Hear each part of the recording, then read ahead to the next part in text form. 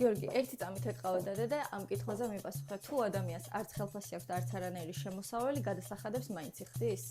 რა თქმა უნდა, მაინც იხდი. მაღაზიაში როდესაც რამეს ყიდულობ ან სასტუმროში ნომერს ქირაობ, შენ ირიბად იხდი, მაგალითად DGG-ს დამატებული ღირებულების გადასახადს, რომელიც ყველა პროდუქციისა და მომსახურების ფასში შედის. ასევე ირიბად იხდი აქციზის გადასახადს, თუ ეწევით, სვამ ან საწვავს ასხამ მაგალითად მავნე ნივთიერებებზე არის აქციზის გადასახადი დაწესებული, რომელსაც ასევე ვერ გზნობ, მაგრამ ეს შედის საწვავის, სიგარეტის და ალკოჰოლის ფასში, რასაც იხდი.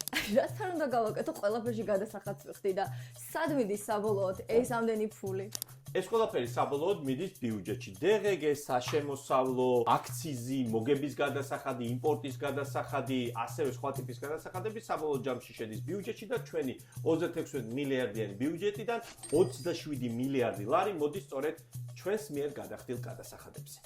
რამდენი ფულია წარმოგიდგენია და იცი კიდე რა მაინტერესებს?